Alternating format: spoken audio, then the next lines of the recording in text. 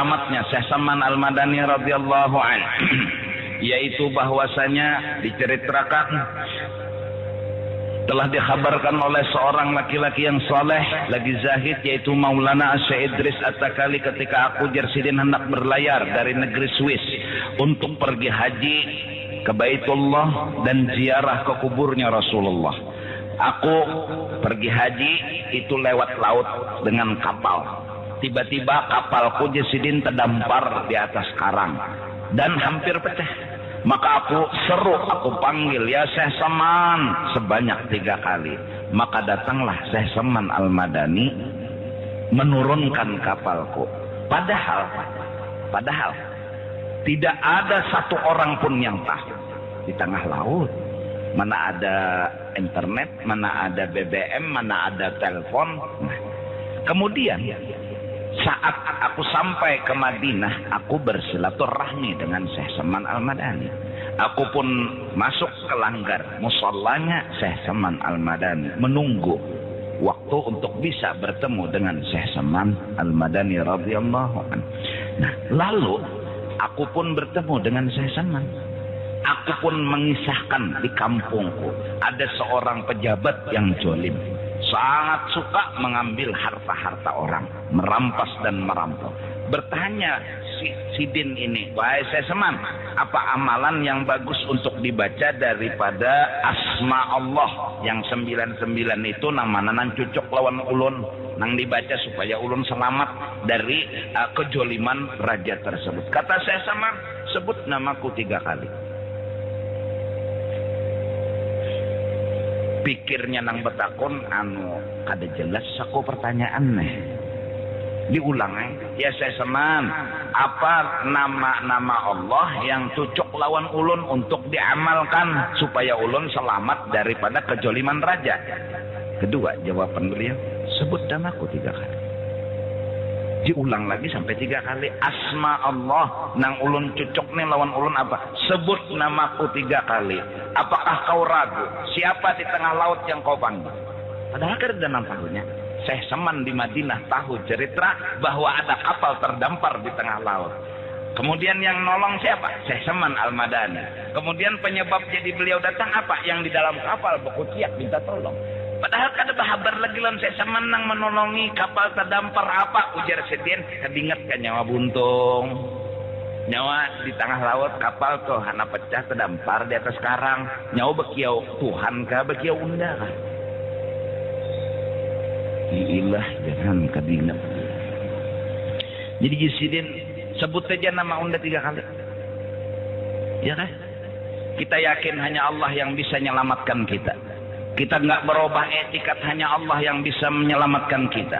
Seperti orang keseleo, ya yakin bahwa hanya Allah yang bisa menyembuhkan keseleo, menyembuhkan kasilahu. Tetapi yang dikiau bukannya Allah nang datang ke rumah, tapi nang dikiau adalah paman tukang urut. Telepon dengan nomor beliau, paman, ya aur kapian, kada, mun aku haur paring, jur jualah. Paman tukang urut ini ala biu. Haur kapian kada Jersidin.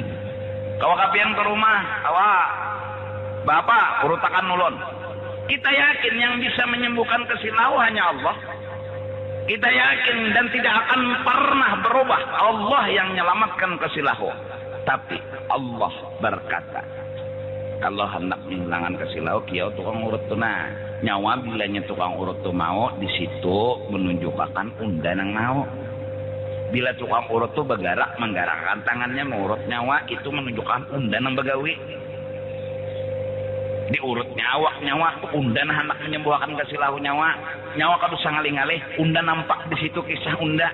Jadi nyawa kadusa nya unda kiau aja tukang urut. Bila nyawa mengiau tukang urut, nyawa paham tauhid tentang itu, nyawa kada sirik lawan unda. Kiau aja tukang urut datang kenjot tukang urut, nah tuh aja orangnya, nah ngurut, bepicik sedikit aja, aja sakit nang luka picik sidin.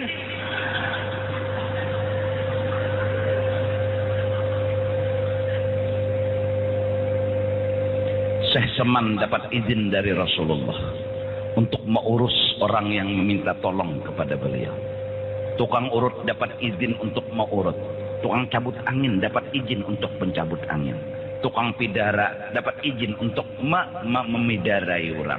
Mun kada bisa memidarai jangan coba-coba kalau pina bebangat. Mun kada bisa mengurut jangan coba-coba mengurut orang. Habis teburubut bulu batis orang.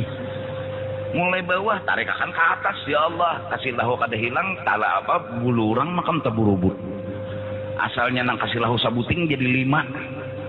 Kada apa-apa jar itu hilang aja kena hilang apa sabulan nama arit mbak urut kada sing ampian bebangkak iya kada itu belamak ajar belamak napa belamak sakit nggak bisa mengurut hana coba-coba mengurut nggak bisa jadi bidan hana coba-coba jadi bidan kada kawa dipaksakan iya nang lalu aduh jadi biniannya dikira rambut kayaknya bulu kada bisa jadi bidan. Mbah melihat nang hirang asa rambut kah anak aja juhut teh boh jangan paduh nang biniannya cabut bulu urang. Jadi kepada nang betianan bila anak melahirkan dikakarek dulu kalau pina bidan tak salah lihat kalau tak salah lihat ngantai kena berurusan. Nah lalu ujarnya Sidin, tersungkurlah aku kepada Syekh Seman. Aku pun meminta ampun dan berterima kasih kepada Syekh Seman. Maka apabila aku pulang, lalu si raja tadi hendak mencolim, hendak mengambil hartaku. Setelah aku selesai melaksanakan ibadah haji, aku selamat ya Sidin daripada kejoliman raja tersebut. Bila pina aku bersambat ya Syekh Seman, ya Syekh Seman, ya selamat, ya Syekh Seman, ya selamat. Apalagi sambung baca Fatihah sekali, kedusaha 1000 kali. Ya saya senang Al-Fatihah. Kayak itu kan. Insya Allah. Aja bila ada hajat yang minta kalang-kalang hadiahi wali-wali. Nya wali-wali nang mau urusakan kayak tukang urut tadi pang mau urusakan, kayak tukang tambah tadi pang mau urusakan. Mau bang pian ya Allah, turunam setumat ya Allah. Kasih lahu nak kasih lahu. Pian aja nang kalau mau urut tulun, nang menyembuhkan awak ulun kasih lahu ni pian aja. Turun setumat turun.